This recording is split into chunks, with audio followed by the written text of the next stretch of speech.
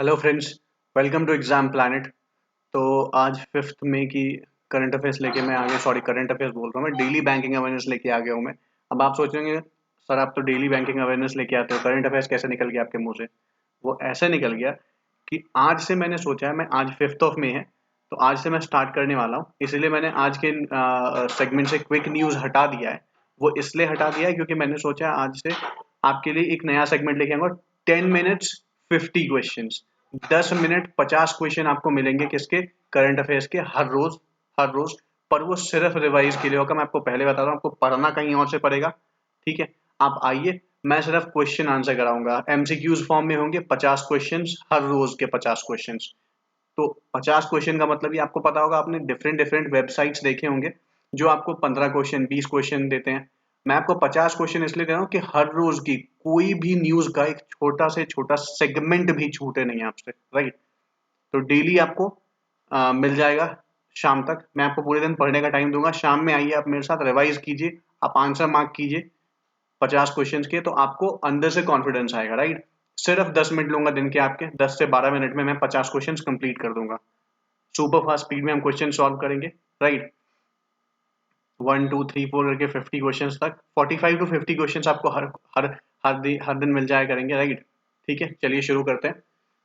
आज बैंकिंग की ज्यादा खबरें थी नहीं, 3 ही खबर मिली है मुझे। चलिए मूव करते हैं। पहली, RBI imposes 3 crore penalty on ICICI bank. तो आरबीआई ने, रिजर्व बैंक ऑफ इंडिया जो है हमारे देश की, जिसका हेडक्वार्टर मुंबई में है, जिसके आरबीआई के गवर्नर हैं शक्तिकांत दास।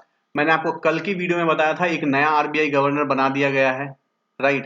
तो टोटल जो कि बीपी कानूनगो की जगह पे आए हैं, बीपी कानूनगो रिटायर हो गए हैं, राइट? उनकी जगह पे आए हैं। ठीक है, तो क्या नाम है उनका, आप बताइए। अगर नहीं आता तो लास्ट वीडियो में जाके देखिए, मैं नहीं बताऊंगा यहाँ पे आपको, राइट? आप पढ़ते नहीं हो, फिर आप चाहते हो हर चीज मैं बता दूं आपको। आप कल की वीडियो जाके देखिए, वहां पे मैंने पूरे पोर्टफोलियो उनका डिस्कस किया है कि कितने साल का टेन्योर है उनका, किन की जगह पे उनको अपॉइंट किया गया, उनका क्या काम होगा, हर चीज बताई है मैंने उसमें आपको। ठीक है, बाकी जो डिप्टी गवर्नर है वो आपको पता होंगे, Michael Devvrat Patra, that is MD Patra जिनको हम बोलते हैं, जो मॉनेटरी पॉलिसी कमेटी हेड करते हैं, राइट? दूसरे हैं हमारे भाई साहब एम के जैन, मुकेश कुमार जैन। और तीसरे हैं हमारे एम राजेश्वर राव। चौथा कल अपॉइंट हुआ है, कल नाम उनका आया है। अब आपकी जिम्मेदारी है, आपको जाके पता करना है। ठीक है, चलिए। तो आरबीआई ने क्या किया है? RBI has imposed a monetary penalty of 3 crore. RBI ने 3 करोड़ रुपए की मॉनेटरी पेनल्टी लगाई है, किसके ऊपर? आईसीआईसीआई बैंक के ऊपर। किस लिए किया है भाई साहब? एक सेकंड, पेन सेलेक्ट कर लूंगा। ठीक है, तो क्यों लगाया गया है? For contravention of certain certain directions issued by RBI. ठीक है, क्योंकि आरबीआई ने जो गाइडलाइंस या जो डायरेक्शंस दिए थे वो उसको ब्रीच कर रहे थे, वो उसकी अवहेलना कर रहे थे, राइट? इसी वजह से जब आरबीआई की नजर में ये आया कि हाँ भाई, आईसीआईसीआई बैंक है जिसको हमने डायरेक्ट किया था कि आपको अलग अलग आरबीआई की डायरेक्शंस होती हैं, अलग अलग काम करने के अलग अलग तरीके होते हैं, और उसमें आरबीआई का एक डायरेक्शन होता है कि आपको इसी तरीके से इन सारे रूल्स को फॉलो करते हुए काम करना पड़ेगा। बट आईसीआईसीआई बैंक उस रूल्स को, उस डायरेक्शंस को फॉलो नहीं कर रही थी, जिसकी वजह से आरबीआई ने 3 करोड़ रुपए की पेनल्टी लगाई है आईसीआईसीआई बैंक के ऊपर। ठीक है, they were not avoiding directions issued by the RBI contained in Master Circular on Prudential Norms for Classification. Prudential Norms for Classification जो RBI ने इशू किया था वो उसको फॉलो नहीं कर रहे थे। Valuation and operation of investment portfolio by banks dated July 1 2015। ये जो गाइडलाइंस है ये आरबीआई के द्वारा जुलाई 2015 में जारी की गई थी, पर आईसीआईसीआई बैंक इसको फॉलो नहीं कर रहे थे, जिसकी वजह से उनके ऊपर 3 करोड़ रुपए की पेनल्टी लगाई गई है। Meanwhile, ICICI Bank in stock exchange filing said the penalty has been imposed under the certain provisions of the Banking Regulation Act 1949 for shifting certain investment from HTM category to ASEF category in May 2017। ठीक है, पर ICICI bank ने बोला कि हमारे ऊपर जो penalty लगाई गई है वो बैंकिंग रेगुलेशन एक्ट 1949 में जो शिफ्टिंग सर्टेन इन्वेस्टमेंट है from H2M category to AFS category, उसके अंतर्गत लगाई गई है। और ये मई 2007 की बात, 2017 की बात है, तब हमने ये किया था, उसके लिए पेनल्टी अभी लगाई गई है, right? The bank had transferred two separate categories of securities on two different dates from HTM to AFS। उन्होंने बोला कि हमने दो अलग अलग सिक्योरिटीज को अलग अलग डेट पे HTM से AFS में ट्रांसफर किया था in April and May of 2017, which it believed was permissible as per Master Circular on Prudential Norms for Classification, Valuation and Operation of Investment Portfolio by Banks dated जुलाई 1 2015। तो SBI ने, sorry, ICICI bank ने बोला है कि हमने ये HTM से AFS में ट्रांसफर किया था, एक किया था अप्रैल में, एक किया था मई 2017 में, पर वो जो मास्टर सर्कुलर है RBI का जो उन्होंने 2015 में जारी किया था उसके तहत वो लीगल था, हमने उसको फॉलो करते हुए किया था। बट RBI बोल रही है कि नहीं, आपने उसको ब्रीच किया है, इसकी वजह से RBI ने हमारे ऊपर 3 करोड़ रुपए की पेनल्टी लगाई है, ऐसा private sector lender ICICI bank बोल रहा है। ठीक है, तो ये पूरी खबर थी। मूव करते हैं सेकंड स्लाइड पे। Goldman Sachs lowers India's growth forecast for financial year 22 to 11.1% amid lockdowns। तो ये तो मैंने आपको पहले भी वीडियो में बताया हुआ है कि हर जो जितनी भी रेटिंग एजेंसीज हैं वो धीरे धीरे इंडिया की जो GDP फॉरकास्ट है 2021-22 की उसको कम करे जा रही है, right.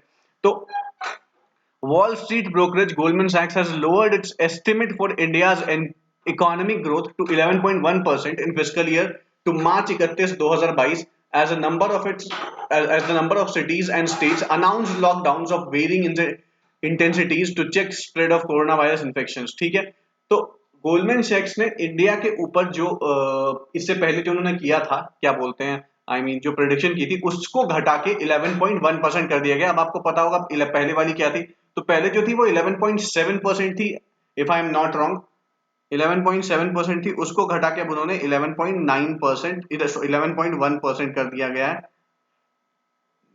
Just give me 1 second, मैं आपको वो भी कंफर्म करता हूँ 11.7 थी या नहीं थी। ठीक है, मैंने नोट्स कहाँ रख दिए अपने।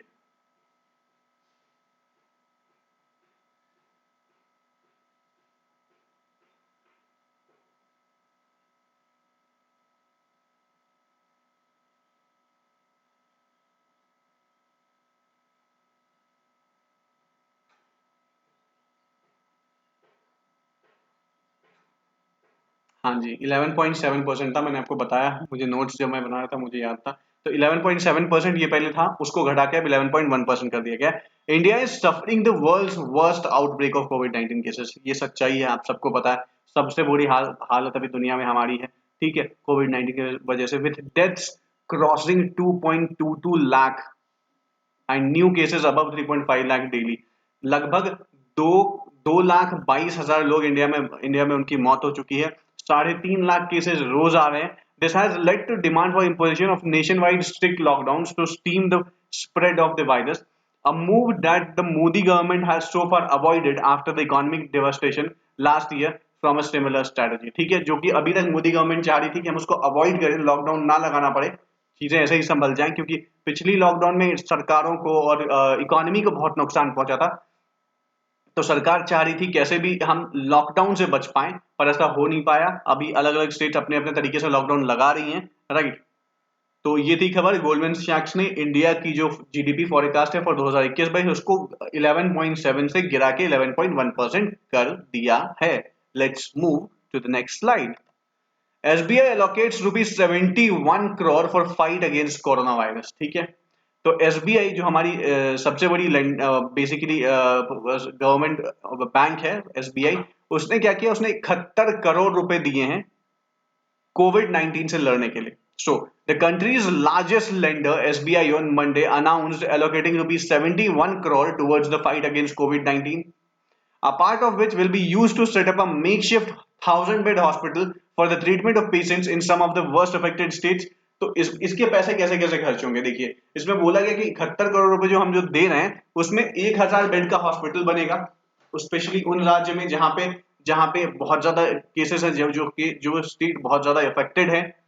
The state-owned lender has allocated ₹30 crore for a makeshift hospital।